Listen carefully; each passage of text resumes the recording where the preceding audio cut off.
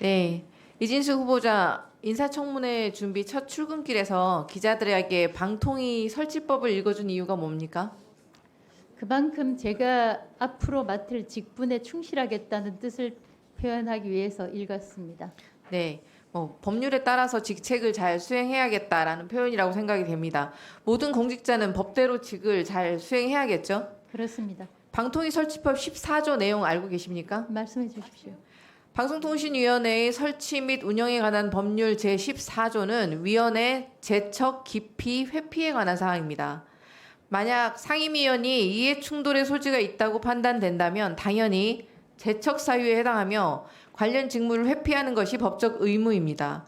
그러나 YTN을 유진그룹에 매각하는 과정에서 이동관 전 위원장과 이상인 부위원장은 이해 충돌 상황임에도 불구하고 직무를 회피하지 않았습니다.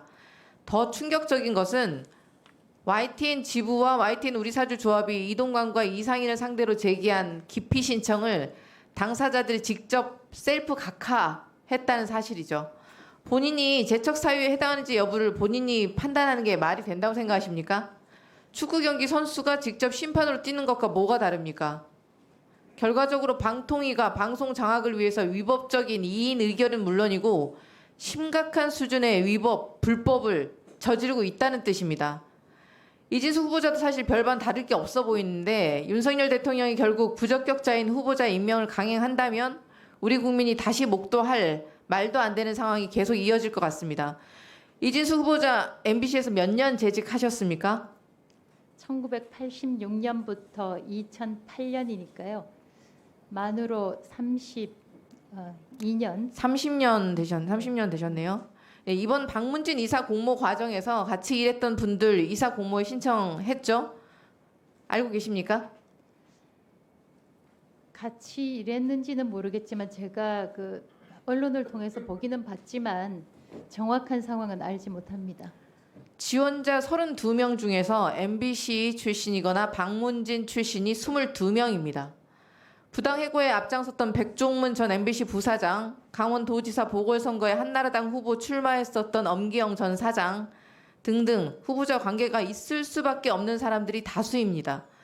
후보자가 만약에 박문진 이사를 선임한다거나 MBC에 대한 허가와 승인을 결정한다는 것 자체가 이해 충돌 아닙니까?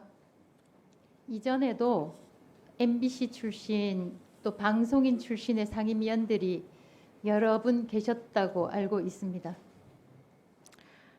오전부터 지금까지 계속 많이 나오고 있지만 이 과정에서 법인카드 유용 의혹, 개인적으로 유용했다는 의혹이 계속 터져나오고 있지 않습니까? 박문진의 감사를 받아야 할 사람이 오히려 박문진의 이사를 결정한다는 게 말이 됩니까? 네. 2022년 6월 설립된 공정언론 국민연대 공언연대 창립 발기인이기도 하시죠? 예. 언론사들 분석에 따르면 한국방송과 박문진 이사진 공모에 공언련 관련된 인물이 7명이고 공언련과 유사한 활동을 벌여온 단체 인물까지 확대하면 16명에 달합니다.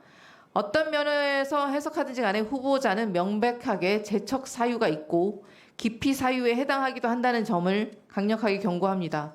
혹여라도 2인 체제 의결을 앞으로 시도하거나 이동관, 이상인과 같이 기피 신청을 셀프 각하할 경우 위법, 불법적 직권남용으로 국회 차원의 모든 가용 자원을 동원해서 법적 책임을 묻겠음을 미리 말씀드립니다. 그리고 혹시 김건희 여사가 명품백 수수 받은 게 가짜 뉴스입니까? 김건희 여사가 명품백 받은 것이 가짜 뉴스입니까? 아닙니까?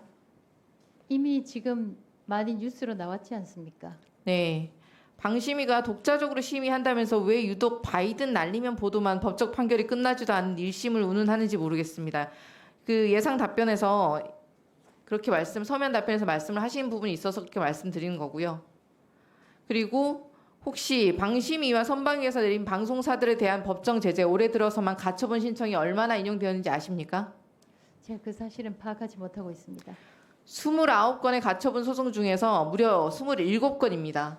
나머지 2건도 현재 기각된 게 아니라 현재 집행 정지 심의 중이고 사실상 단 한 건도 승소하지 못했고 전패한 것입니다. 방심위만으로 정권 비판 보도를 막을 수가 없으니 아예 갈아치우겠다는 뜻으로밖에 보이지 않는데 편향성을 대놓고 드러낸 이진숙 후보자를 방통위원장으로 장악을 위한 역할을 부여한 것으로 보입니다.